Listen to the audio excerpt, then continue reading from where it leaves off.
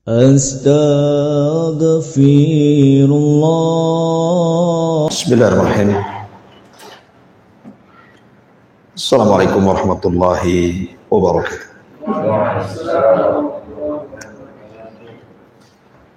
Alhamdulillah wassalatu wassalamu ala Rasulillah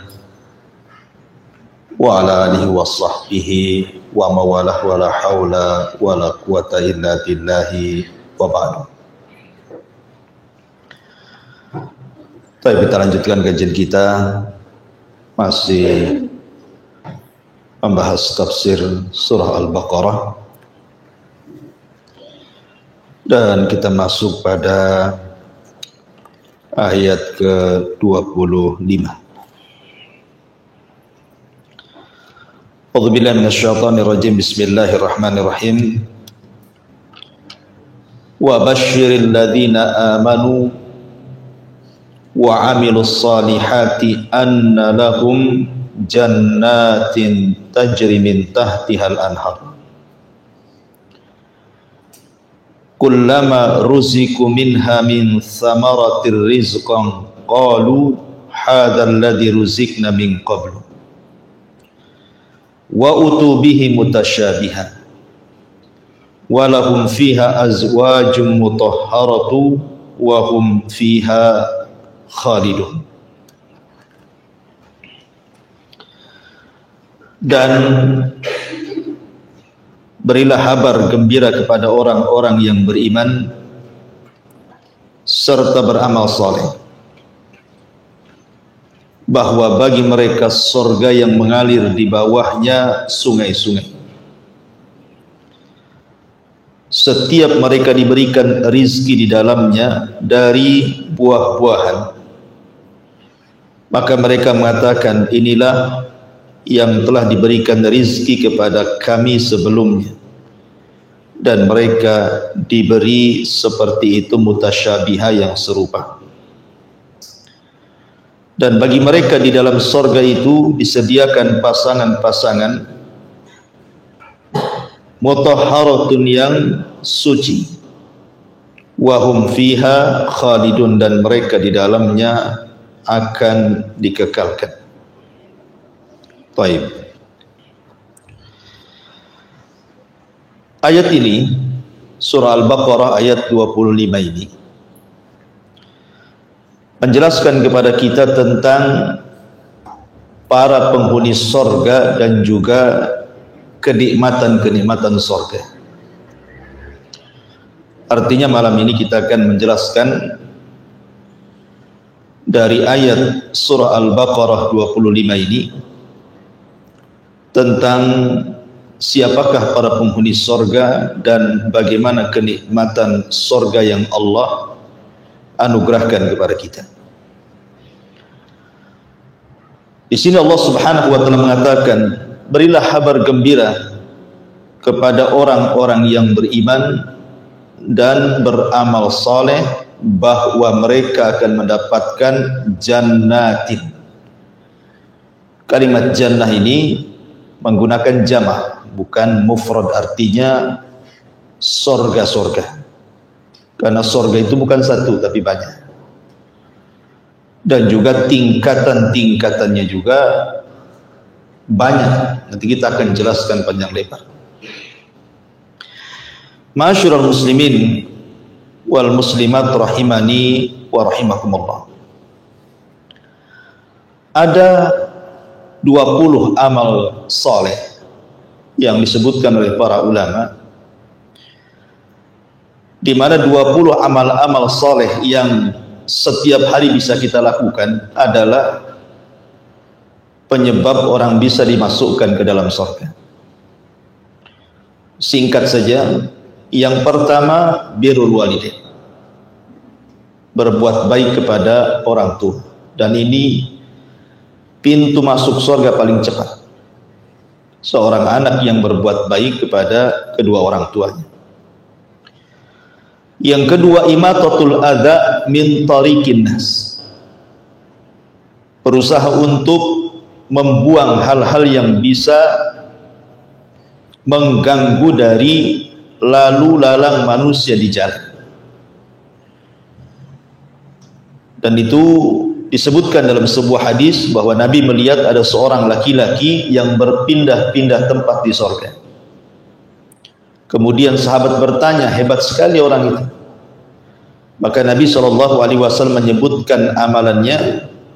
Kata Nabi SAW, fi syajaratin qata'aha min dhahri thariq, hanya karena memangkas batang pohon yang menjulur ke jalan, kana tu'dhin nas, di mana batang pohon itu mengganggu manusia. Hanya itu amalannya. Tetapi di surga dia punya banyak tempat.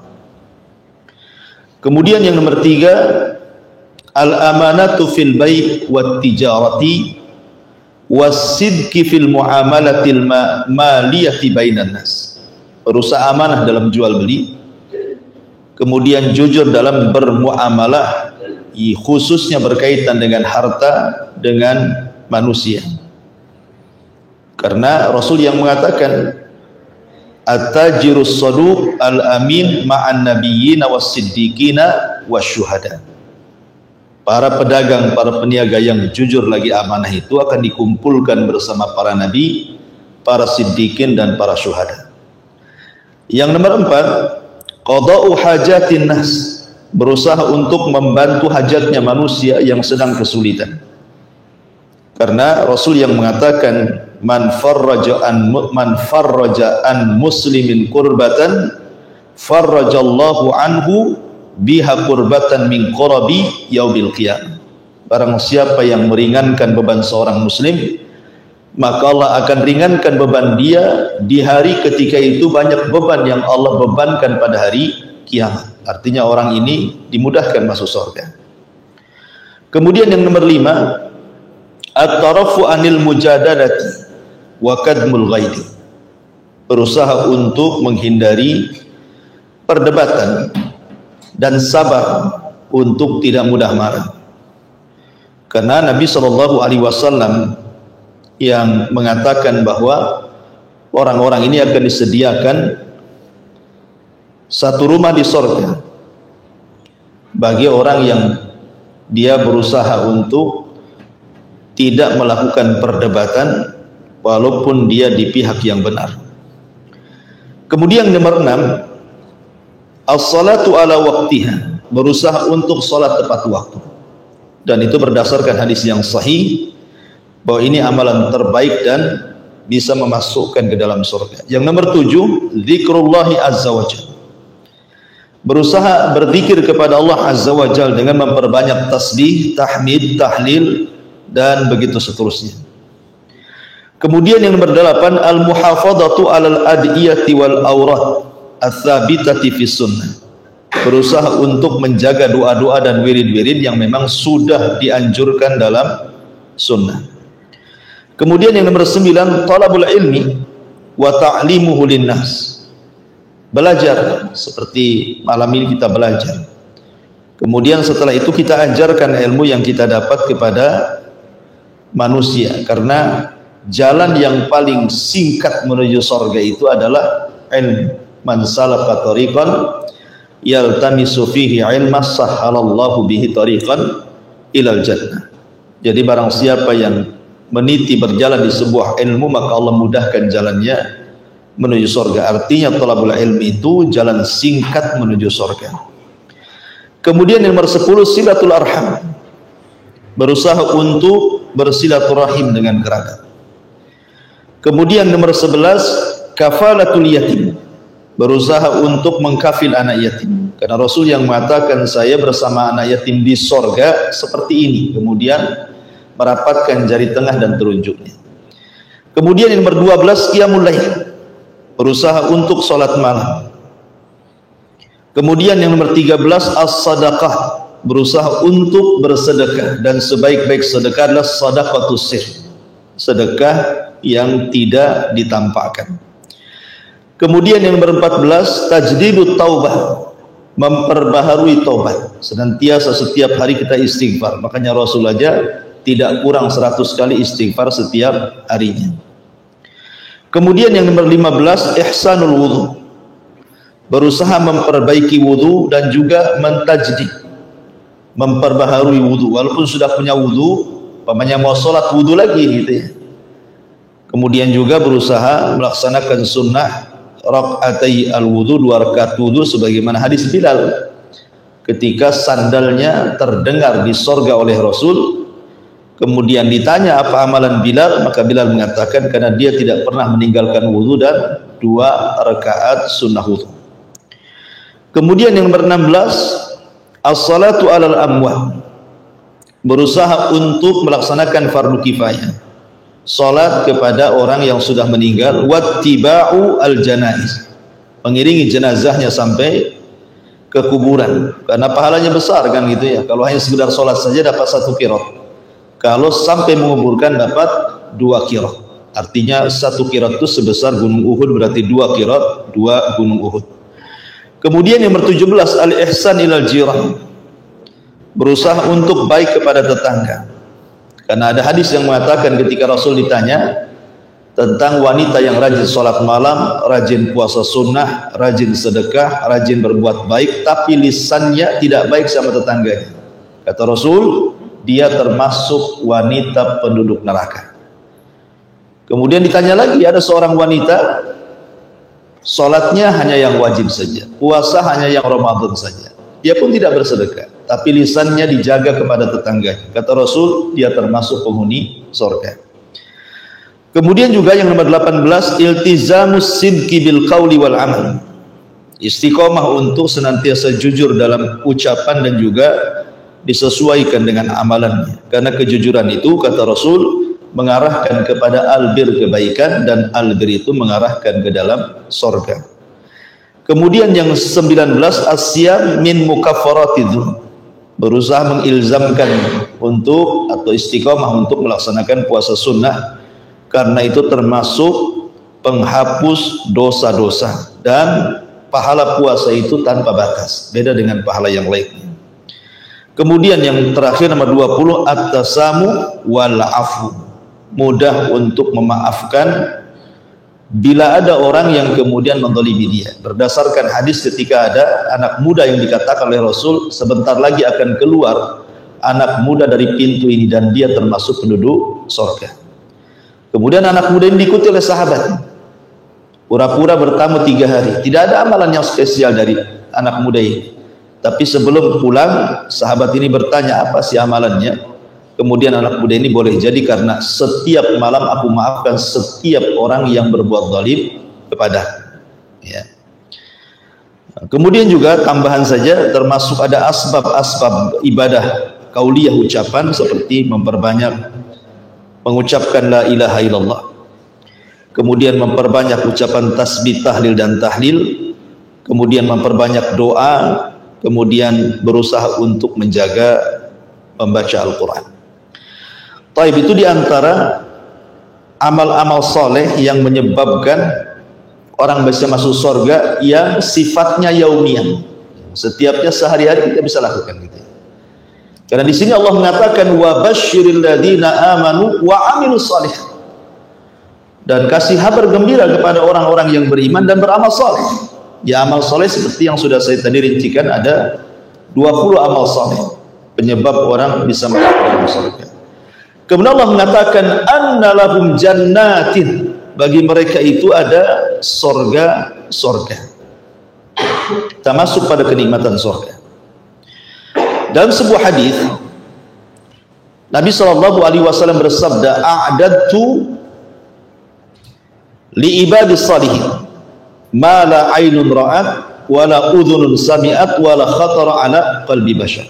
Kata Nabi, aku telah mempersiapkan, jadi Allah telah mempersiapkan apa itu kenikmatan-kenikmatan bagi hamba-hamba yang saleh, yang tidak bisa dilihat mata, tidak didengar telinga, bahkan terlintas pun tidak bisa, saking nikmatnya. Makanya Allah menyebutkan dalam surah As-Sajdah ayat 17 ketika bicara tentang bidadari, Allah mengatakan fala ta'lamu nafsun ma ufiya lahum min qurrati a'yun jazaa'an bima kanu ya'malun. Maka tidak ada jiwa yang mengetahui bidadari-bidadari yang nyaman dipandang oleh mata yang Allah sembunyikan di dalam surga. Tidak ada yang tahu seperti apa, kecuali orang yang sudah masuk surga kan. Secantik-cantiknya orang di dunia, ya tidak seberapa dibandingkan bidadari surga. Kemudian juga disebutkan dalam surah Al-Insan ayat 20. Allah mengatakan wa idza ra'aita thamma ra'aita na'iman wa mulkan kabira. Dan apabila kamu melihat di sana, maksudnya di surga, niscaya kamu akan melihat berbagai macam kenikmatan dan kerajaan-kerajaan besar. Jadi surga itu Allah sediakan kenikmatan-kenikmatan dan kerajaan-kerajaan besar. Al-Imam Al-Qurtubi rahimahullahu ta'ala ketika memberikan catatan kepada ayat ini, apa kata dia? Lamma kanatil muluk talbasu fid dunya al-asawira wattijan ja'alallahu dzalika li ahlil jannah wa laysa ahadun min ahlil jannah illa wa fi yadihi thalathatu aswiratin siwarun min dhahabin wa siwarun min fiddatin wa siwarun min lu'lu'in. Kata Imam Qurtubi ketika menyebutkan pendapat ahli tafsir, tatkala para raja ketika di dunia memakai gelang-gelang dan mahkota-mahkota, maka Allah akan menjadikan hal itu bagi para penghuni sorga. Tidak seorang pun dari penghuni sorga kecuali di tangannya ada 3 gelang. Gelang dari emas, gelang dari perak, dan gelang dari mutiara. Dan ingat bahwa sahabat Abdullah ibn Abbas radhiyallahu anhuma mengatakan, laisa fil jannati syai'un mimma fid dunya illal asma. Tidak ada satupun yang berada di sorga dibandingkan dengan dunia itu kecuali hanya kesamaan nama, bukan hakikat. Ya, tentu emas di dunia dengan di sorga juga akan berbeda. Perak di dunia dengan di sorga juga berbeda. Istana di dunia dengan di sorga akan berbeda. Termasuk semua jenis makanan minuman, walaupun ada kemiripan nama. Di dunia ada pisang, di sorga ada pisang. Di dunia ada kurma, di sorga ada kurma. Di dunia ada anggur, di sorga ada anggur. Itu hanya kemiripan nama saja, kata Abdullah bin Abbas. Hakikatnya tidak seperti itu. Karena hakikatnya tadi mala ainun ra'at wala udhunun sami'at wala khatara ala qalbi bashar. Hakikatnya tidak bisa dibayangkan. Mata tidak pernah melihatnya, telinga tidak pernah mendengarnya, hati pun tidak terlintas seperti apa bentuknya. Makanya hanya sekedar persamaan nama saja. Taib, kita mulai kisah surga ini dari titian. Ya. Ma'asyiral muslimin yang dimuliakan Allah Subhanahu wa taala. Manusia ketika sudah proses hisabnya dan selesai hisab, tentu dibentangkan kepada mereka satu jembatan, dan di bawah jembatan itu neraka jahanam. Dari sini kita tahu bahwa tidaklah orang masuk surga kecuali harus melewati neraka. Tidak ada satupun orang yang masuk surga kecuali harus lewat neraka. Karena tidak ada manusia yang masuk surga kecuali harus melintasi titian. Sementara titian itu dibentangkan di bawahnya jahanam. Dan Allah Subhanahu wa taala berfirman di dalam Al-Qur'an, wa in kuntum illa wariduha. Dan kalian pasti akan melewatinya. Semua kalian pasti akan melewatinya. La ma'asyiral muslimin yang dimuliakan Allah Subhanahu wa taala, orang-orang yang melewati surga itu, maka Allah Subhanahu wa taala bentuk mereka dengan kelompok-kelompok, ataupun dalam bahasa Quran itu wasiqa ladina amanu ilal jannati zumar. Dan orang-orang yang akan menghuni surga itu, mereka akan digiring berkelompok-kelompok. Jadi ada kelompok itu yang menyeberangi titian seperti kilat, atau sudah di ujung, gitu ya. Ada yang seperti kedipan mata, atau sudah di ujung. Ada kelompok itu seperti kuda balap, gitu ya, atau sudah di ujung. Ada kelompok itu yang lari kencang, atau sudah di ujung. Dan yang terakhir adalah yang yahubbu habwa, merangkak-rangkak, gitu ya. Kadang hampir jatuh, kemudian berdiri lagi, dan begitu seterusnya. Itu yang akhir melintasi titian. Lah kemudian ma'asyiral muslimin yang dimuliakan Allah Subhanahu wa taala, setelah kemudian mereka berada di sebuah tempat yang namanya kontor.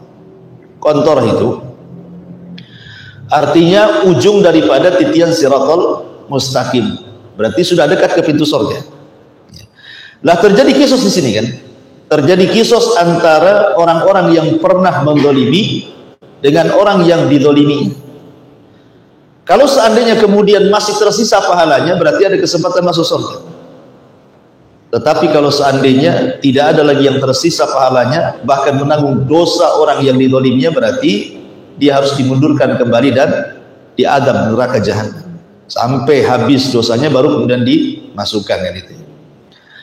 Lah ketika kemudian manusia berada di pintu sorga, maka Allah Subhanahu wa ta'ala lewat lisan Rasul itu, maka manusia akan bersaf-saf situ menjadi mi'atu wa isyruk.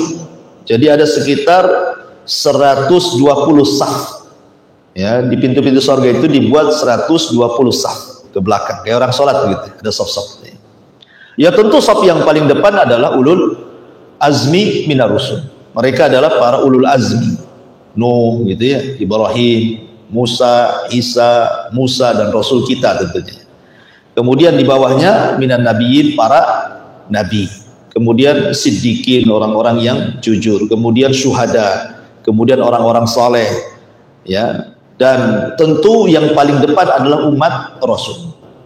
Karena yang paling pertama masuk surga juga nabi, kemudian disusul dengan umatnya. Makanya Rasul mengatakan, walaupun kami umat yang terakhir, tetapi justru yang awal-awal masuk surga, ya kan? Anda tahu antum di saf keberapa gitu. Itu kalau ada di situ. Ya mudah-mudahan kita berharap ada di situ. Ma'asyiral muslimin yang dimuliakan Allah Azza wa Jalla, ketika itu mereka kan tidak bisa masuk surga. Kenapa? Karena pintu-pintunya kan tertutup. Akhirnya kemudian Nabi SAW yang maju ke depan, kemudian mengutuk pintu surga. Kemudian malaikat Ridwan penjaga surga mengatakan, man, siapakah? Kata Nabi SAW, ana Muhammad, saya adalah Muhammad. Tawadhu, tidak menyebutkan title, tidak menyebutkan saya Rasul, saya Nabi, saya ulul azmi, tidak. Artinya Rasul mengajarkan kerendahan diri. Dan itu perlu dicontoh gitu ya, karena di zaman sekarang ini kalau punya titel, kadang-kadang namanya gak disebut, titelnya disebutkan itu. Kenalkan saya RT, kenalkan saya RW, gitu kan. Kadang-kadang ya, sombongnya dulu. Artinya bahwa Nabi SAW ditanya, Muhammad, oh kata Ridwan, aku diperintah Allah tidak boleh membuka pintu sorga kecuali engkau yang minta. Maka semua pintu sorga dibuka yang 8 itu. Manusia sedang bersaf-saf, berjubel-jubel tuh di pintu sorga, tidak bisa masuk. Karena hanya Nabi yang bisa membuka pintu sorga kan? Nah disinilah kemudian setiap pintu sorga itu, ingat pintu sorga itu luas, disebutkan dalam hadis gitu ya, ya jaraknya itu. Jadi penyeru-penyeru itu sudah berada di pintu-pintu sorga, malaikat-malaikat itu sudah ada di pintu-pintu sorga. Kemudian mereka akan memanggil sesuai dengan apa yang di dunia dia biasakan dalam ibadah. Artinya kalau dia biasa sholat, maka akan dipanggil dari pintu sholat. Dan itu akan disebutkan satu persatu namanya. Ya, fulan ahli sholat, masuk dari pintu sholat. Fulan ahli sedekah, maka akan dipanggil dari pintu sedekah. Fulan ahli puasa, maka akan dipanggil dari pintu Rayyan. Jadi manusia akan digolongkan, zumara, dikelompok-kelompokkan sesuai dengan keahlian. Makanya ketika Imam Malik rahimahullahu ta'ala menjawab kritikan dari Abdullah ibn Abdul Aziz al-Umari, kan pernah saya ceritakan, ketika disoroti ibadahnya Imam Malik yang kurang, maksudnya ibadah sunnahnya, karena sibuk mengajarkan hadis gitu ya, dikritik sama Abdullah ibn Abdul Aziz al-Umari agar Imam Malik lebih menggiatkan lagi kepada sholat-sholat sunnah, puasa-puasa sunnah, pokoknya diimbangkan antara ilmu dan amal sunnah itu. Tapi jawaban Imam Malik menohok gitu ya. Dia ngirim surat kepada Abdul Aziz ibn al-Umari, karena Abdullah ibn Abdul Aziz al-Umari ini bukan seorang alim, maksudnya bukan sekelas Imam Malik, bukan seorang ahli hadis besar, tidak. Dia hanya ahli ibadah. Memang ibadahnya luar biasa. Ibadah wajibnya, ibadah sunnahnya itu terkenal seorang abid dia. Jadi Imam Malik rahimahullah ta'ala mengatakan, innallaha qad qasama al-arzaq, qad qasama al-a'mal kama qasama al-arzaq, katanya. Kata Imam Malik, wahai Abdullah ibn Abdul Aziz al-Umari, bahwa Allah sudah membagi-bagi amal manusia itu sebagaimana Allah sudah membagi rizki kepada manusia.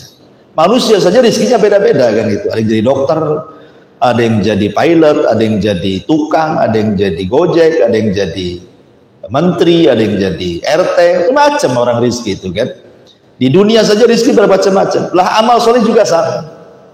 Terkadang ada orang yang dilebihkan dari puasanya. Makanya Imam Malik menuliskan farubba saimin, farubba rajulin yuftah lahu saum walam yuftah lahu sadaqah, kata beliau. Boleh jadi orang itu dibukakan pintu puasa tapi pintu sedekah dia nggak dibuka. Kalau puasa rajin, suruh sedekah agak malas gitu maksudnya. Kalau suruh sholat malam luar biasa, suruh puasa pulang udah lapar. Jadi orang itu nggak sama semuanya, kata Imam Malik, karena orang itu diberikan karunia masing-masing. Ya, makanya kenapa pintu sorga pun dibuat demikian. Karena ada orang yang kemudian dilebihkan dari sholatnya, ada orang yang dilebihkan dari sedekahnya, ada yang dilebihkan dari tobatnya, ada orang yang dilebihkan dari jihadnya, dan begitu seterusnya. Makanya pintu sorga dibentuk masing-masing kelebihan dari ibadah di dunia. Makanya nanti masing-masing dipanggil. Tetapi adakah kemudian orang yang dipanggil dari semua pintu? Ada. Siapa? Abu Bakar. Abu Bakar Siddiq radhiyallahu anhu akan dipanggil dari semua pintu. Apakah hanya Abu Bakar? Tidak. Ada beberapa orang seperti wanita yang melaksanakan 4 kewajiban. Kata Nabi SAW, "Idza shallatil mar'atu khamsaha wa shamat syahraha wa hafizat farjaha wa ata'at ba'laha qila laha udkhulil jannah min ayyi abwabis samaniyah syi'ti." Gitu. Kata Nabi SAW, apabila seorang wanita menjalankan sholat, menjaga sholat wajibnya, menjaga puasa Ramadannya, menjaga kemaluan dan kehormatannya, kemudian taat kepada suaminya, maka dia akan dipanggil dari 8 pintu sorga sesuai dengan wanita itu kehendaki. Jadi ada beberapa amalan yang bisa orang itu dipanggil dari semua pintu sorga. Ma'asyiral muslimin yang dimuliakan Allah Subhanahu wa ta'ala, sebelum saya lanjut kepada kenikmatan di dalam sorga, sorga itu digambarkan di dalam Al-Quranul Karim dengan beberapa nama. Ada kemudian dalam Quran itu sorga disebut Darussalam, tempat keselamatan. Kenapa? Karena di sorga itu tidak ada yang membahayakan. Karena orang masuk sorga itu betul-betul akan selamat. Selamat lisannya, tidak mencaci, tidak memaki. Selamat hatinya, tidak ada yang dengki, tidak ada yang hasad. Makanya Allah mengatakan, wa naza'na ma fi sudurihim min ghillin ikhwan. Kami cabut dalam hati penduduk sorga itu kedengkian. Jadi hati penduduk sorga itu adalah satu hati. Lisannya juga tidak membahayakan, perbuatannya tidak membahayakan, kemudian hatinya pun tidak membahayakan. Selamat, ya kan? Selamat akhlaknya. Termasuk juga nanti dijelaskan ketika bicara tentang kenikmatan sorga, termasuk selamat fisiknya. Penduduk sorga tidak meludah, penduduk sorga tidak kencing, penduduk sorga tidak berak, penduduk sorga tidak mengeluarkan dahak, bahkan tidak mengeluarkan mani, madi, wadi, dan begitu seterusnya. Ya, selamat fisiknya. Bagi wanita tidak ada haid, tidak ada nifas, bahkan bodinya selamat, tidak melahirkan. Karena wanita rusak bodi itu karena melahirkan kan itu, akhirnya melar gitu. Dulu istri antum pertama nikah langsing kayak bidadari, punya anak 3, oh udah melar kan, gak jelas kan. Ya karena melahirkan itu yang kemudian merubah fisiknya kan. Di surga nggak melahirkan. Jadi kalau pengen anak ya nanti tinggal diciptakan oleh Allah Azza wa Jalla. Nanti dijelaskan itu. Ya, intinya bahwa surga itu Darussalam, tempat selamat. Orang masuk surga selamat. Makanya salam pertama malaikat ketika kita masuk surga, apa kata malaikat? Salamun alaikum bima sabartum fadi'ma uqba dar. Keselamatan bagi kalian. Karena engkau sudah sabar di dunia, sekarang balasannya. Dan ini surga sebaik-baik tempat untuk kalian, kata para malaikat yang menjemput orang-orang yang masuk ke dalam surga. Kemudian yang kedua ada namanya Jannatu Adn. Surga itu ada juga disebut surga Adn. Sehingga ada yang kemudian penulis ya yang berusaha untuk mencari tahu tentang sorga yang pernah ditempati oleh Nabi Adam. Sebenarnya sorga yang pernah ditempati Nabi Adam itu ada di langit atau ada di bumi. Ada yang berpendapat bahwa sorga yang ditempati Nabi Adam itu adanya di Yaman, di Aden saja. Tetapi pendapat yang kuat tidak. Sorga yang ditempati Nabi Adam ya di langit saja. Itu pula sorga yang akan ditempati oleh seluruh anak turunannya. Dan itu yang kuat berdasarkan nas Al-Quran dan juga sunnah-sunnah Nabi SAW. Adapun berdasarkan nas Al-Quran, karena Allah mengatakan di dalam Al-Quran itu Adam suruh turun. Adam suruh turunkan, ihbitu minha jami'ah, turun kalian semuanya, kata Allah. Yang namanya turun dari atas ke bawah lah kan gitu. Kalau surga Aden itu maksudnya di Aden Yaman, ya, saya pernah ke Aden, tidak ada bekas-bekas surganya, minimal ada bekas-bekasnya kan itu. Jadi intinya bahwa surga Aden di sini bukan surga Aden yang ada di negeri Yaman, Aden yang ada di langit sana. Kemudian juga Al-Quran mengistilahkan Darun Naim. Naim diambil dari fa'il, artinya kenikmatan yang bertambah. Naim itu artinya kenikmatan yang banyak dan bertambah. Karena di surga itu kenikmatannya bertambah. Pamannya walaupun sama-sama minum nih, hari ini minum susu, besok minum susu. Susu rasa besok itu berbeda dengan rasa sekarang. Susu rasa lusa itu berbeda dengan susu kemarin. Ya, jadi makin hari makin lezat. Begitu juga buah-buahan. Pemain sekarang kita makan buah nih, ada 3 buah anggur, kita makan buah anggur pertama, ya lezat sekali. Kemudian setelah itu ambil buah anggur yang kedua, lebih lezat lagi. Kemudian yang ketiga lebih lezat lagi, gitu maksudnya. Dia akan bertambah kenikmatannya, setiap hari akan bertambah. Makanya disebut Daru An-Naim. Kemudian juga disebut Darul Maqam, Dar al-Maqam, tempat makam, kedudukan yang sangat mulia. Dan di surga makom yang paling tinggi adalah makom Nabi SAW. Ya, makanya disebutkan makomam mahmudan. Allah mengatakan dalam setiap doa azan gimana? Allahumma rabba hadhihi da'wati tama wassalatil qa'imah ati Muhammadanil wasilata wal fadilah wa ba'athu maqaman mahmudan. Jadi makom yang paling tertinggi adalah makom mahmud, tempat yang paling terpuji, dan itu adalah tempat yang paling tinggi khusus untuk Rasul kita Muhammad SAW. Kemudian di kiri kanannya ada disebut makom al-wasilah dan makom al-fadilah. Ati Muhammadanil wasilah wal fadilah. Berarti ada 2 makom di sini. Setelah makom mahmudah paling tinggi, di bawahnya ada 2 makom. Makom wasilah itu diberikan kepada istri Fir'aun, namanya Asiyah bintu Muzahim. Kemudian maqam mahmudah diberikan kepada ibunda Isa bin Maryam, Maryam bintu Imran. Dan 2 wanita ini keduanya akan menjadi istri Nabi SAW di surga. Maka bahasanya wa ati Muhammadanil wasilata wal fadilah. Berikan kepada Muhammad itu wasilah, maksudnya Asiyah bintu Muzahim, wal fadilah maksudnya Maryam bintu Imran. Jadi 4 wanita terbaik akan jadi keluarga Nabi. Kita tahu bahwa kamula minan nisa kathir, kamula minar rijal kathirun, walam yakmul minan nisa illa arba, kan itu ya. Laki-laki sempurna itu banyak, tapi perempuan yang sempurna tidak ada kecuali 4. 1 Asiyah bintu Muzahim, 2 Maryam bintu Imran, 3 Khadijah bintu Khuwailid, dan yang terakhir putri Rasul Fatimah bintu Muhammadin SAW. Semua akan jadi keluarga Nabi. Asiyah akan dipersunting Nabi di sorga, Maryam akan dipersunting Nabi di sorga, Khadijah ya sudah jelas istrinya, ya kan, Fatimah sudah jelas-jelas anaknya akan berkumpul. Jadi makom yang paling tinggi. Kemudian setelah itu makomnya ulul azmi dan begitu seterusnya, karena sorga itu saya ulangi bertingkat-tingkat. Kemudian juga yang nomor 5, sorga itu disebut juga Dar al-Khuldi, tempat di mana orang dikekalkan di dalam.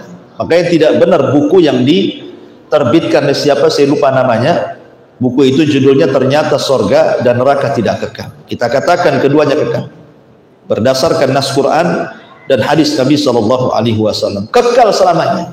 Tentu kekekalan sorga akan berbeda dengan kekekalan Allah, karena sorga itu awalnya tidak ada, diciptakan baru ada, ya kan. Kalau Allah sebelumnya tidak didahului dengan ketidakadaan, Allah itu akan senantiasa ada.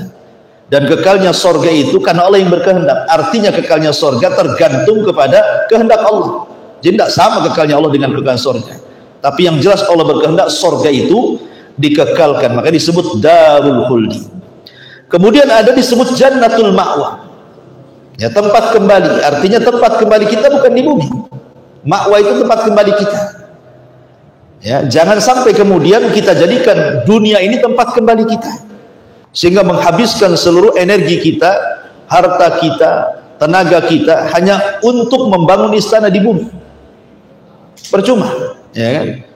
Kalau orang kemudian membangun istananya di bumi dengan membeli istana yang megah, kendaraan yang mewah, tanah yang luas, dan begitu seterusnya, nanti juga akan ditinggal.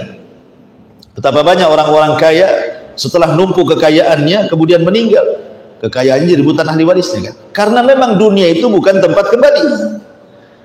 Makanya Nabi SAW mengatakan kepada Abdullah ibn Umar radhiyallahu anhu, kun fid dunya ka'annaka gharib aw abirus sabil. Abdullah ibn Umar, jadilah di dunia ini seperti orang asing yang hanya lewat sesaat, ataupun jadikan dunia ini tempat persinggahan saja, singgah saja sebentar, nanti akan jalan lagi, ya kan? Karena memang tempat kita bukan di dunia tetapi di sorga. Makanya ada istilah sabda Nabi yang mengatakan man ahabba liqa Allah ahabballahu liqa'ah wa man kariha liqa Allah karihallahu liqa'ah. Barang siapa yang cinta berjumpa dengan Allah, Allah cinta berjumpa dengan dia. Siapa yang benci berjumpa dengan Allah, Allah pun benci berjumpa dengan dia. Apa maksudnya? Maksudnya kalau dia ketika di dunia dia investasikan seluruh nafasnya untuk akhirat, ya, hartanya dia bangun untuk istana di sorga, kemudian kehidupannya hanya untuk sorga saja. Ketika dia sedang mendekati sakaratul maut, dia akan cinta dengan kematian dan akan cinta dengan Allah. Karena apa? Dia ingin segera menempati sorga yang selama ini dibangunnya di dunia, sehingga dia cinta berjumpa dengan Allah dan Allah pun cinta berjumpa dengan dia. Tapi kalau seluruh kekayaannya, seluruh waktunya dia investasikan di dunia, ketika hendak meninggal berat dia, sehingga dia benci berjumpa dengan Allah karena tahu akhirnya neraka. Makanya Allah benci juga berjumpa dengan dia. Makanya di sini di antara nama surga lah jannatul ma'wa. Kemudian yang ketujuh juga darul hayawan, artinya tempat kehidupan. Yang sesungguhnya kehidupan itu di surga. Kalau di dunia ini bukan sesungguhnya kehidupan, tapi darul ibtila, tempat kita diuji di dunia ini. Makanya sering saya katakan, orang di dunia ini satu tidak akan selamat dari istirahat, pasti sibuk, ya. Yang kedua tidak akan selamat dari ucapan manusia, pasti disakiti. Yang ketiga tidak selamat dari kematian, pasti mati. Dan karena memang bukan kehidupan, ya, akan banyak masalah di dunia ini. Karena ini bukan cari penghidupan, kehidupan yang sebenarnya adalah darul hayawan. Maksudnya tempat kehidupan yang hakiki, yang penuh dengan kebahagiaan yang sempurna itu hanya ada di surga. Kemudian juga surga disebut al-firdaus, dan firdaus itu surga yang paling tinggi. Sebagaimana sabda Nabi SAW, idza sa'altumullaha fas'alu al-firdaus al-a'la. Apabila minta surga jangan tanggung-tanggung, kata Rasul. Minta surga yang paling tinggi, maksudnya surga firdaus. Kenapa? Karena surga firdaus itu a'lal jannah, yang paling tinggi surganya, wa fawqahu arsyur rahman, di mana atapnya langsung arsy Allah Subhanahu wa taala. Kemudian juga disebut maq'adus sidqin, gitu ya, tempat duduk, tempat tinggal yang betul-betul, ya, tempat tinggal. Bukan hanya sekedar di dunia saja. Kadang-kadang kita sudah buat rumah yang bagus, masih ada saja kurangnya, ya, ada saja celahnya, pengen dirombak lagi, pengen ini lagi, pengen itu, banyak keinginan, ya. Taib, ini nama-nama sorga. Masuk kepada sifat-sifat sorga. Ma'asyiral muslimin yang dimuliakan Allah Azza wa Jalla, sorga itu memiliki tingkatan yang luar biasa. Sebagian para ulama mengatakan bahwa tingkatan di sorga itu sebanyak huruf dalam Al-Quran.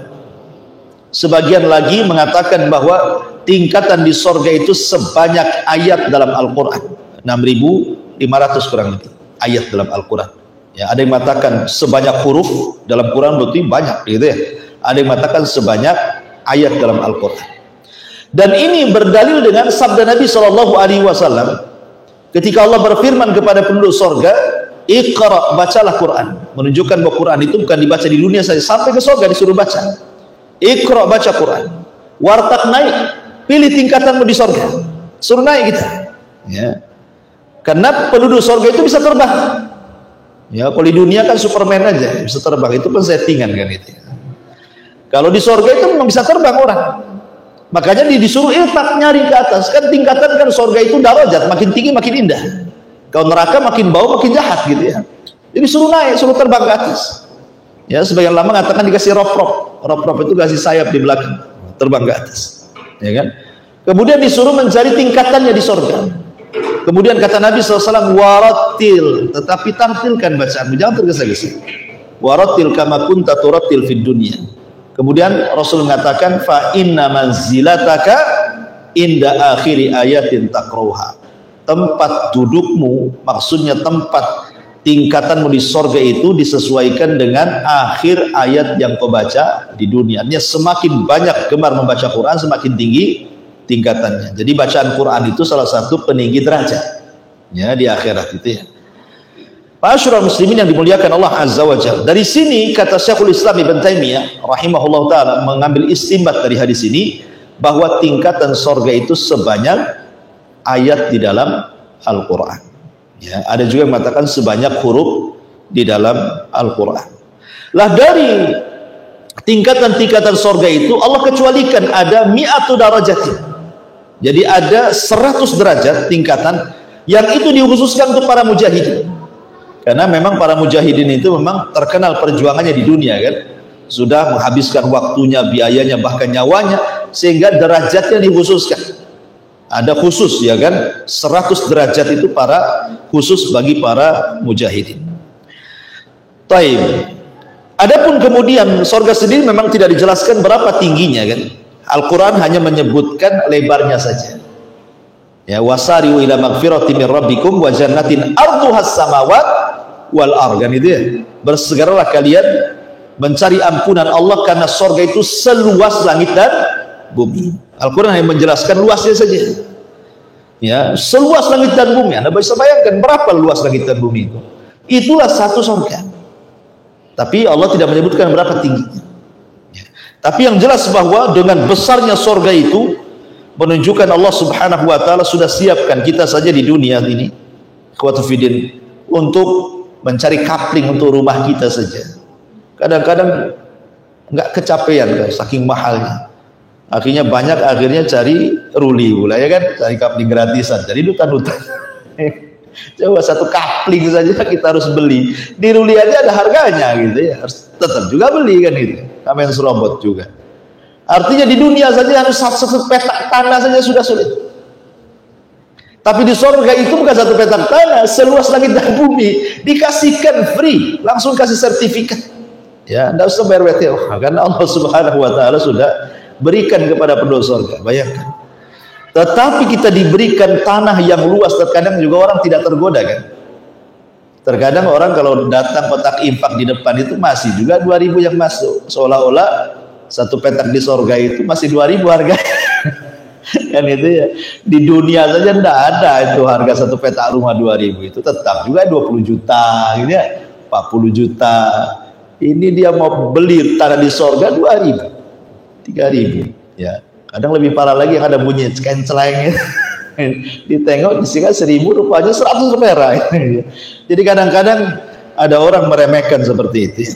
Taib, kembali bahwa Allah hanya menyebutkan luasnya, tapi tidak menyebutkan tingginya. Ayat ini ketika keluar, ketika turun gitu kan, ada seorang sahabat, lupa namanya siapa itu, pokoknya dalam perang Uhud, perang Badar. Jadi sahabat ini membawa kurma di tangannya. Kemudian dia mendengar ayat ini turun, bahwa surga itu seluas langit dan bumi. Maka kemudian dia mengatakan, ya Rasul, betul surga itu seluas langit dan bumi? Kata Rasul, ya. Kemudian dia maju melempar kurma-kurmanya. Dia mengatakan, kalau kurma ini masih di tanganku, maka tentu ini kehidupan yang melelahkan. Akhirnya kurmanya dilempar, dia pun perang, mati syahid. Ya kan? Begitulah para sahabat, kalau urusan surga itu tidak bisa ditawar-tawar. Seperti kasusnya siapa? ayahanda Jabir bin Abdullah. Jadi Jabir bin Abdullah ini punya ayahanda namanya Abdullah ibn Haram. Abdullah ibn Haram ini cacat, pincang, ya, sudah tua, nggak layak untuk jihad. Cuman masalahnya dia akan cemburu dengan teman-temannya yang ketika perang Badar terlibat dan Allah menangkan. Kemudian terjadi perang Uhud, dia ingin terlibat. Masa di Badar saya nggak ikut, di Uhud nggak ikut juga gitu. Jadi dia mengatakan kepada Nabi SAW, izinkan aku. Tapi kemudian Jabir mengatakan, ya Rasulullah, janganlah kau izinkan ayahku. Dia pincang, dia sudah tua, nggak layak perang. Anak putrinya pun banyak, siapa yang bisa merawat mereka? Kedengaran bapaknya marah, emosi. Ngomong sama Jabir, ya Jabir, laulal jannah la afartuka iya. Kayak Jabir, enak saja kau ngomong, ya, mau menghentikan perang. Ya, kalau bukan karena kedudukan sorga, ku siap digantikan posisi. Tapi ini sorga, tidak mau saya gantikan posisi. Akhirnya dia orang yang pertama mati syahid dalam Uhud, Abdullah bin Haram. Dan dia satu-satunya sahabat yang diajak bicara Allah saat kematian. Jadi ketika dia mati syahid, Allah memanggil ruhnya. Kemudian mengatakan, tamanna ya abdi, berangan-anganlah wahai hambaku, kau sudah mati untukku, kata Allah. Kemudian kata Abdullah bin Haram, ya Rabb, saya hanya ingin kembali ke dunia agar aku bisa perang kedua kalinya dan mati syahid kedua kalinya gitu. Bayangkan. Kata Allah, mustahil orang mati hidup lagi, yang lain saja. Maka Abdullah bin Haram mengatakan, kalau begitu sampaikan kondisiku di sisimu kepada Jabir putraku dan kepada seluruh para sahabat. Dari sini turun ayat, wala tahsabannal ladzina qutilu fi sabilillahi amwatan bal hum ahya'in inda rabbihim yurzaqun. Jangan kau kira orang mati syahid itu mati. Mereka hidup di sisi Allah dan mereka diberikan rezeki yang melimpah. Ayat ini menghabarkan kondisi siapa? Abdullah bin Haram kepada semua umat Islam. Karena itu permintaannya. Kan itu ya. Taib, kembali bahwa sorga itu seluas langit dan bumi. Dan sorga itu bukan hanya satu sorga, tapi sorga-sorga. Ketika seorang sahabat namanya Harith Al-Harith, dia terlibat dalam perang Badar.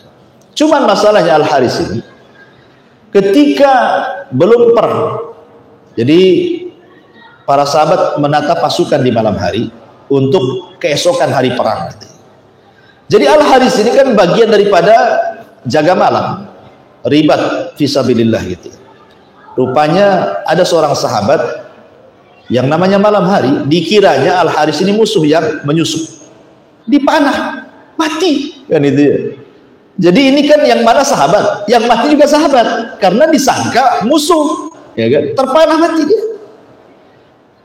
Ketika kemudian selesai perang Badar, ibunya kan bertanya, di mana anak saya?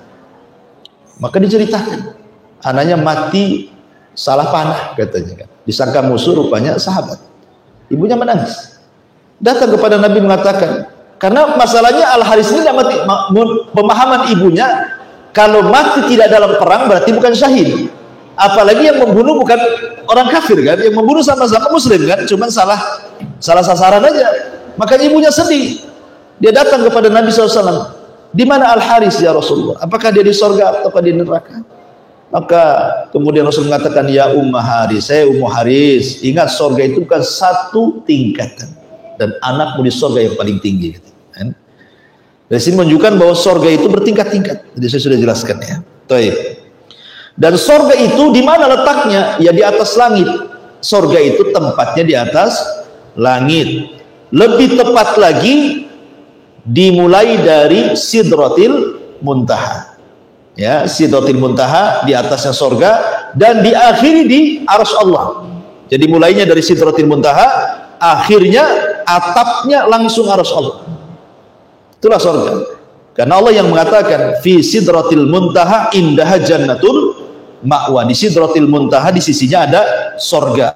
Sorga di atas Sidratil Muntaha. Baru setelah itu akhirnya di Arsy Allah.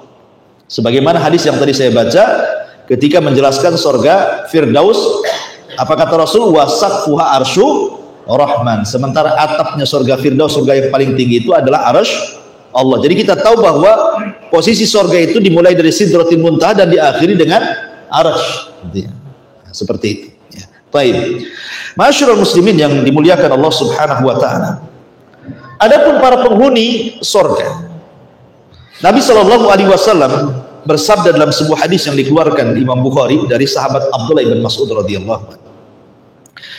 Jadi Nabi SAW suatu ketika bertanya kepada para sahabatnya, atardawna an takunu rub'a ahlil jannah, maukah kalian agar 1/4 dari kalian, maksudnya umat Islam, menjadi penduduk surga? Kulna, sahabat mengatakan, na'am, tentu ya Rasul. Maka Rasul mengatakan, atardawna an takunu thulutha ahlil jannah, ridhokah kalian menjadi umat yang 1/3 dari kalian menjadi penghuni surga? Kulna, sahabat mengatakan, na'am, tentu. Kata Nabi SAW, walladhi nafsu Muhammadin biyadi, inilah arju an takunu nisfa ahlil jannah, tetapi demi zat yang jiwa Muhammad berada di tangannya, aku berharap bahwa separuh umatku menjadi penduduk surga. Wa dzalika li annal jannata la yadkhuluha illa nafsun muslimatun, karena surga tidak dimasukkan kecuali jiwa yang muslim, yang pasrah kepada Allah.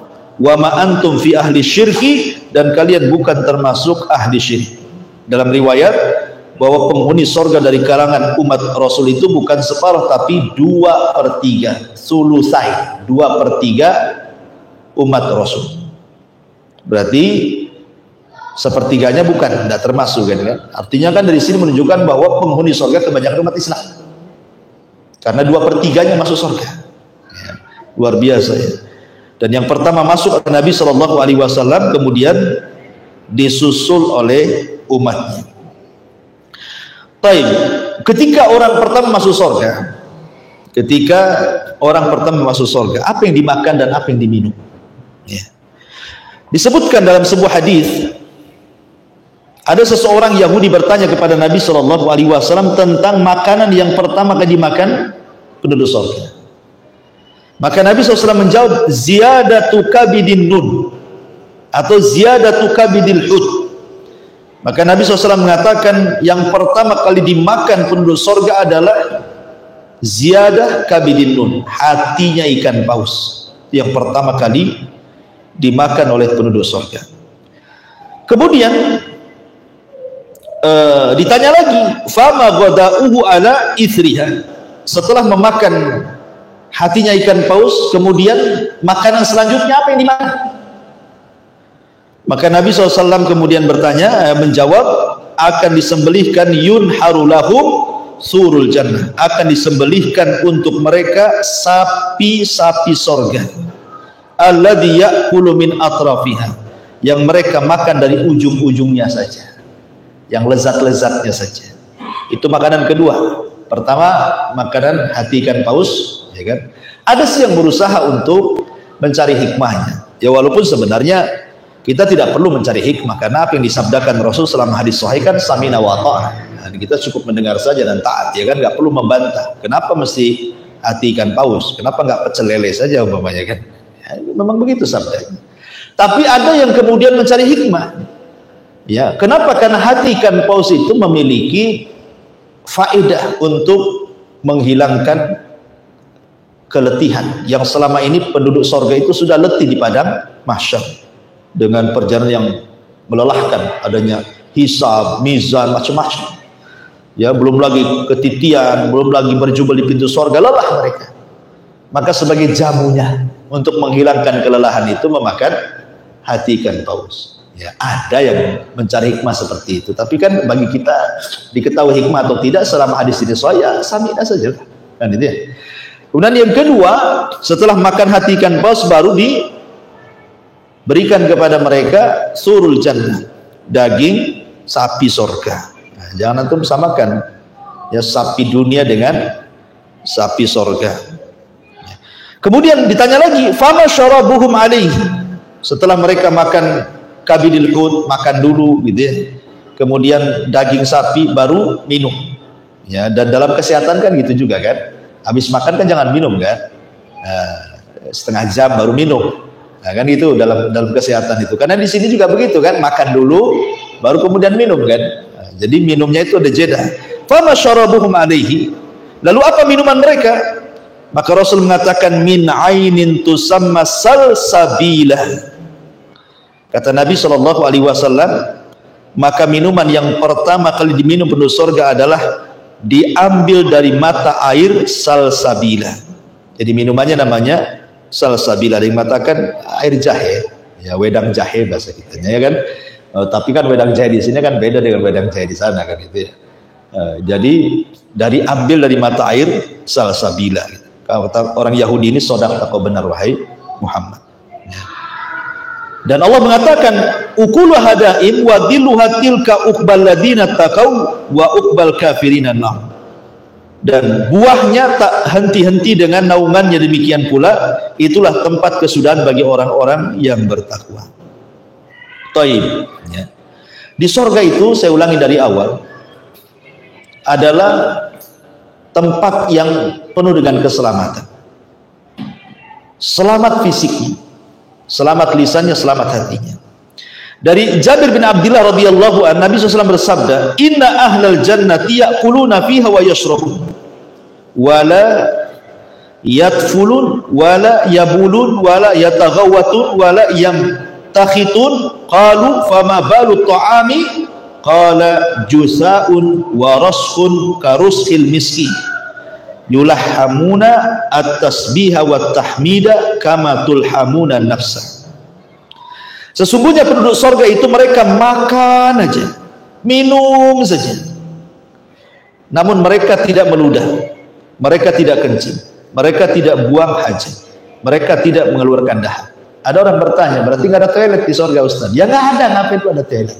Oh nggak buang hajat, nggak kencing, apa yang dibuatkan toilet? Di surga itu tidak ada kamar mandi, tidak ada toilet, ya kan? Dan tidak pernah mandi juga. Memang badan mereka bersih, ya, selamat dari bau badan, tidak ada daki, gitu ya. Oh, nggak ada yang keluar lah, cairan-cairan yang dibenci oleh penduduk dunia itu nggak ada di surga. Kemudian para sahabat bertanya, lalu bagaimana nasib makanan di perut mereka kalau mereka tidak buang hajat ya Rasulullah? Maka Rasul mengatakan cara membuang hajatnya dengan cara bersendawa. Itulah buang hajatnya. Kan gitu. Kalau kita itu berarti kenyang gitu. Tapi kalau di surga ya maksudnya sendawanya itu adalah buang hajatnya, atau dengan cara berkeringat dan keringatnya berbau minyak misik. Ini keringatnya sebagai buang hajat, subhanallah. Jadi senanglah keringat berbau misik gitu kan. Kalau kita aja buang hajat di dunia, makanya ada sepiteng itu karena jijik manusia melihatnya dan tidak mau menciumnya kan gitu. Ini keluar keringat bau misik lagi.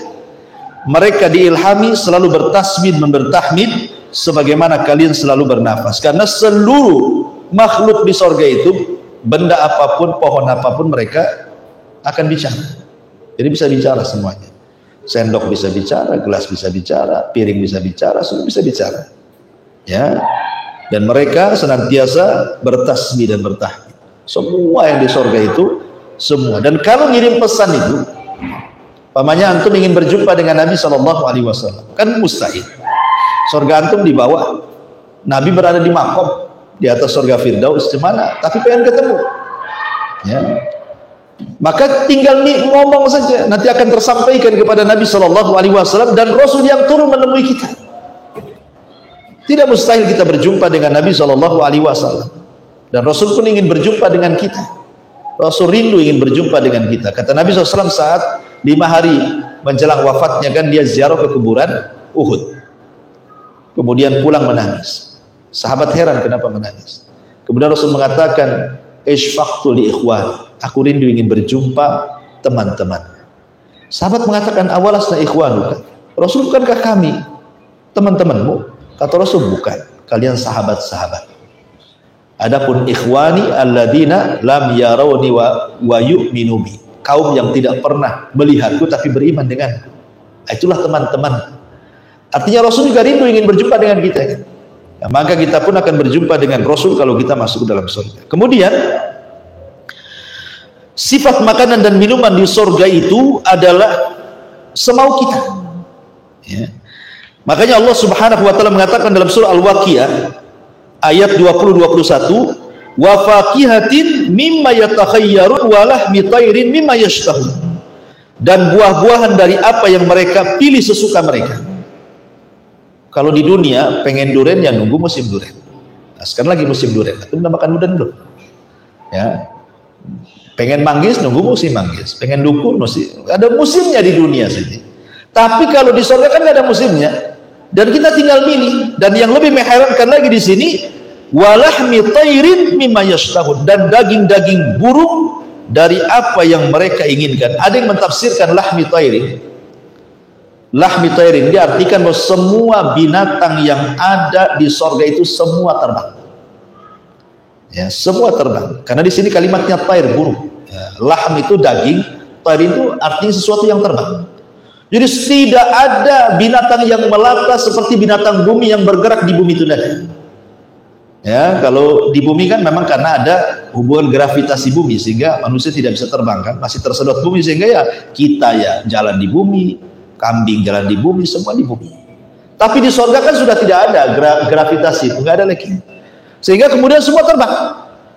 Ya, semua terbang, kambing terbang, sapi terbang, terbang. Antum kan jadi Superman terbang. Ya, makanya disebut Ja'far at-Tayyar. Ja'far itu terbang, haitsusya. Ya, sesuai dengan kehendak dia. Seperti hadis yang saya katakan, Iqra, baca Quran, wartaq, dan terbanglah. Cari tempatmu di sorga. Jadi semua terbang di sorga itu, binatang terbang, orang terbang gitu. Dan tinggal ngomong saja, tinggal tunjuk saja, pengen daging ini tuh, lagi sapi lewat, pengen daging sapi. Langsung udah kepikir stik sapi udah ada di depannya gitu ya. Jadi tidak perlu lagi harus ke Nagoya ya kan. Udah mahal lagi gitu. Apalagi BBM naik kan gitu. Ongkosnya udah mahal, mau makan mikir-mikir. Intinya bahwa memang di sorga itu tidak bisa dibayangkan. Sehebat apapun saya membayangkan sorga itu, nggak akan kebayang sorga itu. Saking indahnya. Baik. Masyaallah muslimin yang dimuliakan Allah Azza wa Jalla. Kemudian Allah mengatakan wa fiha ma tashtahil anfus wa taladzul a'yun wa antum fiha khalidun. Dan di dalam surga itu terdapat segala apa yang diinginkan oleh hati dan sedap dipandang mata dan kamu kekal di dalam. Dan Allah juga mengatakan kulu washrabu hani'an bima aslaftum fil ayyamil khaliyah. Makanlah dan minumlah dengan sedap disebabkan amal yang telah kamu kerjakan pada hari-hari yang lalu di dunia. Ini makanan surga. Bagaimana minumannya? Ma'asyiral muslimin yang dimuliakan Allah Azza wa Jalla. Allah Subhanahu wa taala memang sangat memanjakan penduduk surga. Kalau di dunia kita mau minum susu saja harus beli, dan itu pun ditaruh di kaleng susu gitu kan. Terkadang ada expirednya. Kadang-kadang kalau sudah dibuka tutupnya kemudian ditaruh di gelas, tidak bisa dibuat 2 hari. Kalau dibuat 2 hari mencret kita minumnya. Artinya bahwa banyak kendala-kendala di dunia ini. Mau madu ya nunggu dulu diperas dari tawon, dibotolin, beli botolan, kadang-kadang ketipu rupanya gula kan gitu. Itulah di dunia ya. Nasib orang di dunia kan begitu ya. Mau apa lagi? Mau khamar tidak boleh, haram kan itu. Karena siapa yang mabuk di dunia nggak akan mabuk nanti di akhirat. Susah di dunia ini. Tapi lihat Allah Subhanahu wa taala mengatakan dalam surah Muhammad ayat 15. Allah mengatakan, "Matsalul jannati allati wa'idal muttaqun fiha anharun min ma'in ghairi asin wa anharun min labanin lam yataghayyar ta'muhu wa anharun min khamrin ladzatin lisyaribin wa anhar min asalin musaffa wa lahum fiha min kulli thamarati wa maghfirati min rabbihim." Perumpamaan surga yang telah dijanjikan bagi orang-orang yang bertakwa, di dalamnya terdapat sungai-sungai yang berisi air yang tidak pernah payau, tidak pernah keruh, jernih sejernih-jernih. Dan sungai-sungai yang isinya air susu. Kemudian sungai-sungai yang isinya air khamr yang sangat lezat dirasakan oleh para peminumnya, serta sungai-sungai yang berisi madu-madu murni yang sudah disaring, dan di dalamnya mereka memperoleh segala macam buah-buahan dan ampunan dari Rabb mereka. Ma'asyiral muslimin yang dimuliakan Allah Subhanahu wa taala. Kalau kita melihat satu contoh saja khamar di dunia ya kan. Khamar di dunia itu pertama mengandung alkohol, otomatis memabukkan. Ya kan? Kemudian yang kedua membuat pening kepala. Paling rendah orang minum khamar itu sakit kepala. Ya paling tinggi ya tidur di solokan gitu ya, nggak sadar. Kemudian juga nyerocos gitu ya, kadang-kadang menghina orang, mencaci maki orang. Makanya di zaman Umar ditambah hukuman dari 40 cambukan di zaman Nabi, kemudian di zaman Umar ditambah jadi 80 cambukan. Kenapa? Karena disamakan dengan para penuduh wanita baik-baik dikatakan berzina, kan hadnya berapa? 80 cambukan. Lah peminum khamar ditambah sama Umar, disamakan hukumannya, karena orang yang lagi mabuk terkadang menuduh orang yang enggak, ya kan? Maka disamakan sama Umar hukumannya, dari zaman Rasul 40 cambukan menjadi 80 cambukan, gitu ya. Nah, perhatikan di sini beberapa dalil. Allah mengatakan dalam surah As-Saffat ayat 47, la fiha ghaulun walahum anha yunzifun. Tidak ada dalam khamar itu alkohol, maksudnya khamar sorga, tidak ada dalam khamar sorga itu alkohol, dan mereka tidak mabuk karenanya. Sebanyak-banyak minum khamar di sorga itu tidak akan mabuk. Tapi lihat khamar di dunia bisa merusak segalanya, ya, merusak hati, merusak jantung, ginjal, semua merusak dia, kan? Ini tidak, ya. Kemudian juga Allah mengatakan dalam surah Al-Waqiah 19, la yusaddauna anha wa la yunzifun. Khamar-khamar di sorga itu tidak membuat pening kepala dan tidak pula memabukkan, dan warnanya putih. Dan Allah mengatakan dalam surah As-Saffat ayat 46, baydha'u ladzati lisyaribin, warnanya putih dan lezat sekali. Minum khamar di akhirat itu warnanya putih dan sangat lezat. Dan juga Allah mengatakan dalam ayat yang lain, dalam sebuah hadis yang dikeluarkan oleh Ibnu Katsir dalam tafsirnya, lam ta'surha ar-rijalu bi abdamiha. Para laki-laki tidak perlu memerasnya dengan kaki-kaki mereka. Artinya di dunia saja kalau perlu mados, perlu khamar itu kan diperas dulu, kan? Kan khamar itu kan dari buah-buahan juga, ya kan? Dari anggur, dari yang lainnya, gitu ya. Jadi tidak perlu diperas, dan itu dalam bentuk sungai. Dan antum perlu tahu bahwa sungai di sorga itu tidak ada paritnya. Tidak ada penghalang, maksudnya kalau kita kan membuat solokan itu kan dibuat parit kiri kanan. Maksudnya ditinggikan sebelah sini, ditinggikan sebelah sini, baru dialirkan di tengah, kan, supaya jangan melubek. Lah di sorga sungai itu tidak ada parit kiri kanan, tidak ada bangunan kiri kanan, ya begitu saja. Ya, tapi tidak melubek, gitu maksudnya. Ya, dan ini ya, berdasarkan gitu ya, berdasarkan beberapa riwayat dari hadis Nabi Shallallahu Alaihi Wasallam tentang masalah ini. Taib. Adapun kemudian itu cerita makanan minuman penduduk surga, cerita bangunan. Bangunan di surga itu diriwayatkan dari seorang sahabat Nabi Shallallahu Alaihi Wasallam yang dikeluarkan Imam Tirmidzi dan juga disahihkan oleh Syekh Nasiruddin Al-Albani rahimahullah taala, ketika ada sahabat bertanya kepada Rasul soal bangunan surga. Jadi dia mengatakan, akhbirna an bina'il jannah ya Rasulullah. Rasul, tolonglah jelaskan bangunan-bangunan surga itu kayak apa, rumah-rumah surga, istana-istana surga itu kayak apa, gitu. Maka Nabi SAW mengatakan, labinatun min zahabin wa labinatun min fiddatin. Satu bata untuk membangun bangunan dari surga terbuat dari emas, dan bata yang lain terbuat dari perak. Wa mila tuha al-mis, kemudian lantainya berupa minyak kasturi yang semerbak.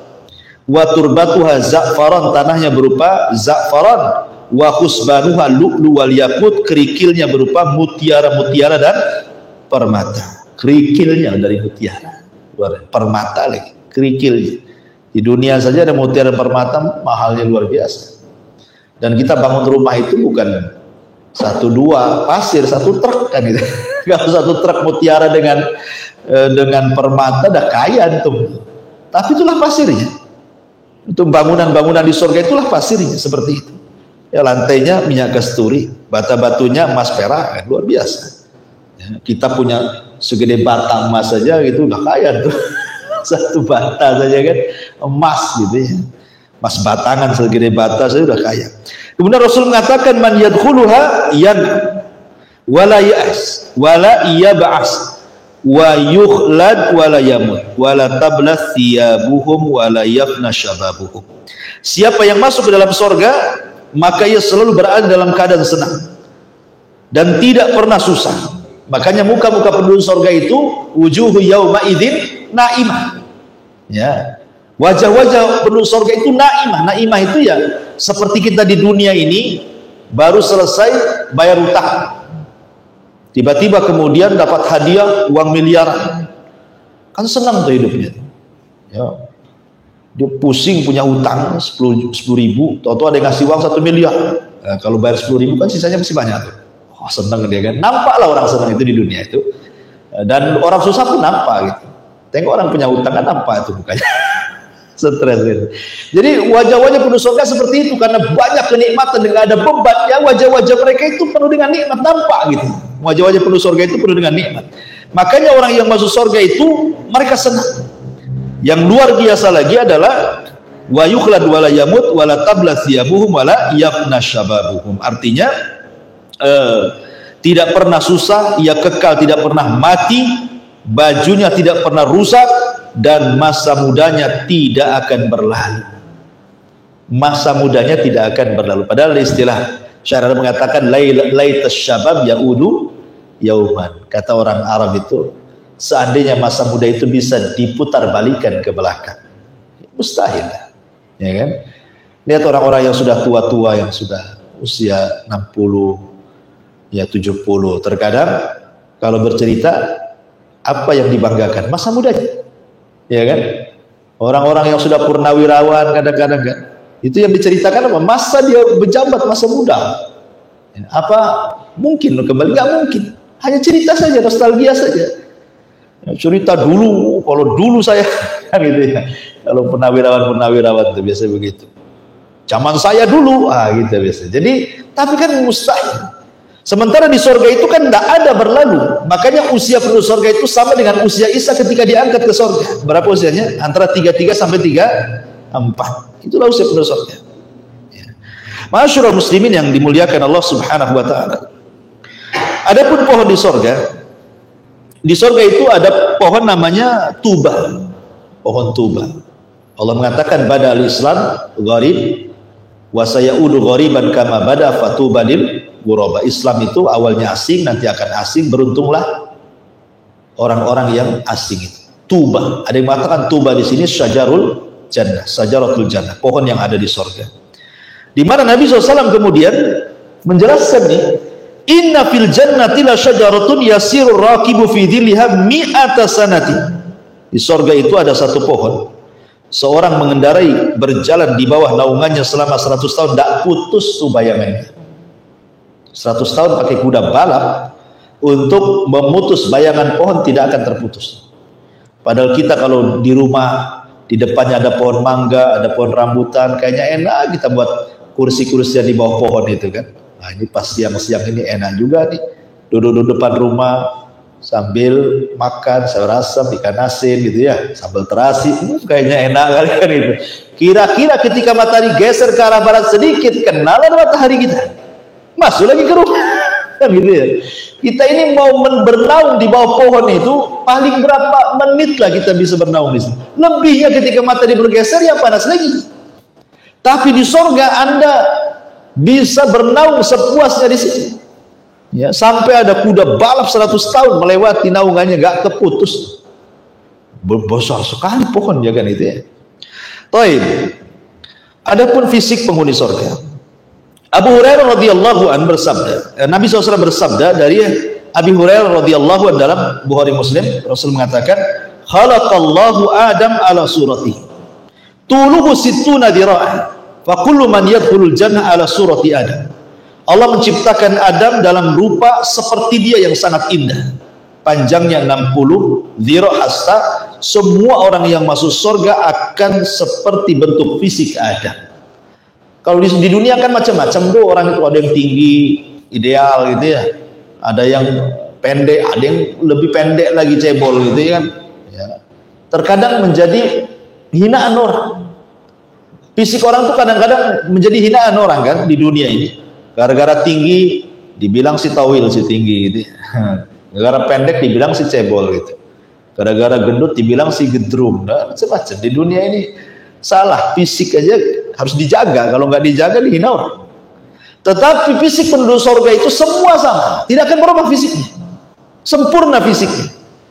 Karena ingat bahwa Nabi SAW mengatakan, yuhsyaru ma baina sakti ila syaikhil fani yaumal qiyamah fi khalqi Adam wa qalbi Ayyub wa husni Yusuf murdan mukahhalid. Ya, bagaimana Rasul menggambarkan nih bentuk penduduk surga.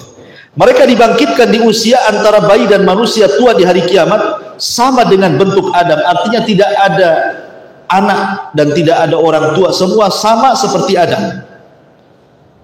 Dan Adam itu orang tampan. Ya. Kemudian Rasul mengatakan hatinya sama dengan Ayub dan tampannya sama dengan Yusuf. Penduduk surga itu hatinya sama dengan Ayub. Hati Ayub itu seperti apa? Sabar. Dicaci maki orang diam saja.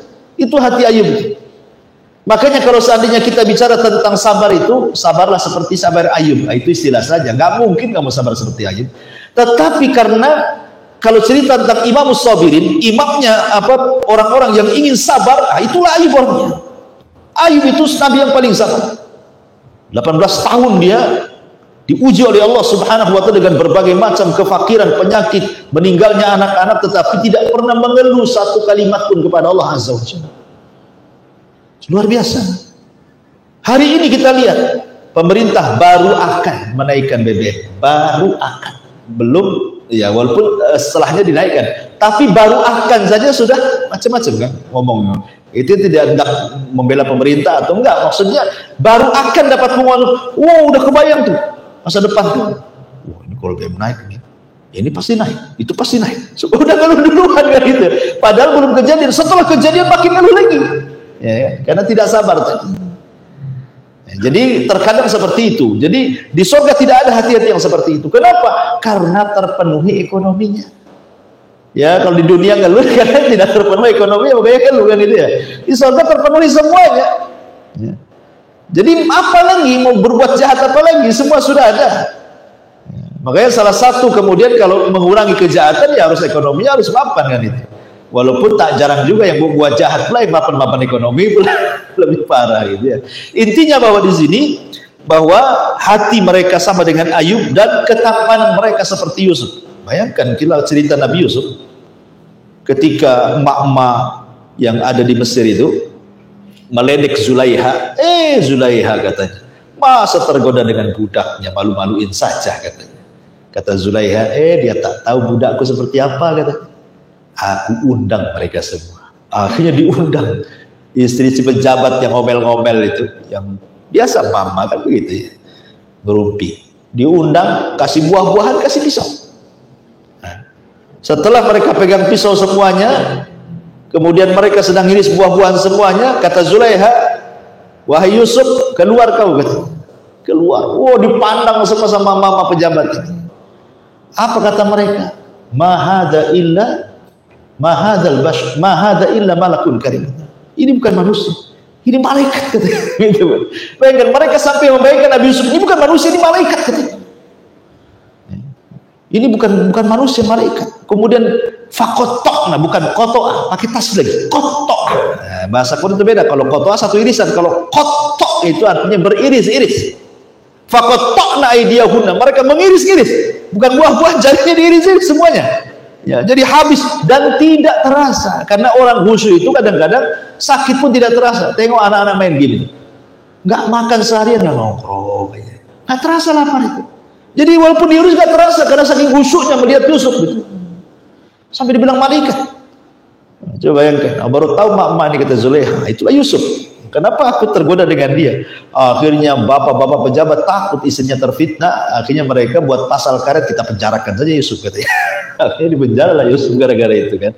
Kembali bahwa intinya bahwa di sini bagaimana penduduk surga itu setampan Yusuf, sehati Ayub, setinggi Adam.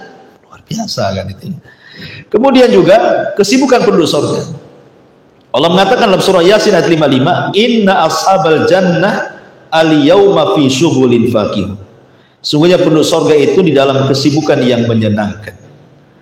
Nabi SAW ya ditanya oleh para sahabat, wahai Rasul, apakah kami akan bertemu dengan istri kami kelak di surga? Kata Rasul menjawab, innar rajula la yasilu fil yaumi ila mi'ati adra. Seorang laki-laki dalam sehari mampu berhubungan badan dengan 100 bidadari. Ya, antum aja kalau sudah berumur kan kadang-kadang nggak bisa tiap hari. 4 hari sekali kan itu ya. Kadang-kadang minum jamu dulu itu ajar jahanam gitu. biar strong gitu kan. Di sorga 1 hari loh antum bergilir 100 bidadari. Bisa bayangkan Allah berikan kekuatan. Dan ketika para ulama mentafsirkan surah Yasin 55, maksudnya perlu sorga itu fi syughulin fakihun, kesibukan yang menyenangkan itu artinya memecahkan keperawanan ya. Jadi pecahkan keperawanan tapi tidak pernah janda-janda gitu. Ya kalau habis perawannya pecah dibuat lagi perawan lagi. Makanya Allah mengatakan inna ansha'nahunna insha'an wa ja'alnahunna abkaran uruban atraba. Ketika ada nenek-nenek datang kepada Rasul, orang seperti saya ini bisa masuk surga enggak Rasul? Kata Rasul, enggak ada nenek-nenek di surga. Nenek ini pulang nangis. Dikira dia tidak masuk surga.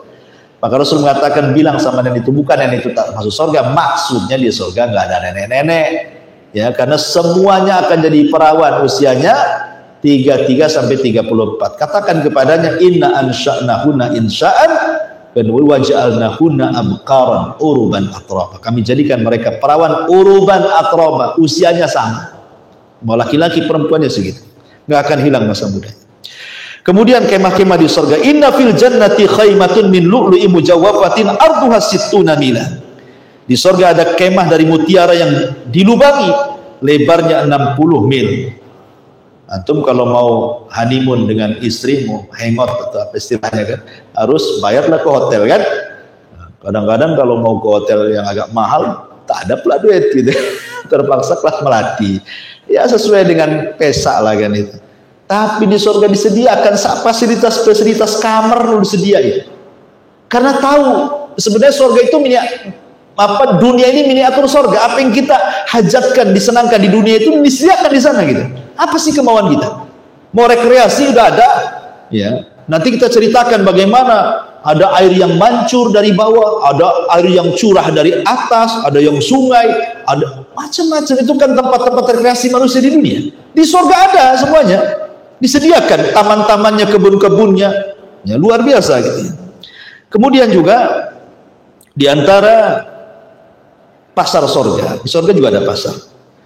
Anas bin Malik radhiyallahu anhu menyampaikan sabda Nabi SAW, inna fil jannati lasuqa ya'tunaha kulla jum'atin fatakhubburihus simali fatakhussu fi wujuhihim wa thiyabihim fayazdaduna husnan wa jamala fayarji'una ila ahlihim wa qadizdadu husnan wa jamala fayaqulu lahum ahluhum wallahi laqad izdastum ba'dana husnan wa jamala fayaquluna wa antum wallahi laqad izdastum ba'dana husnan wa jamala. Subhanallah ya, dalam hadis Muslim, sungguh di surga itu ada pasar yang didatangi penghuninya surga setiap Jumat. Di dunia itu disebut hari Jumat, di surga disebut Yaumul Mazid ya.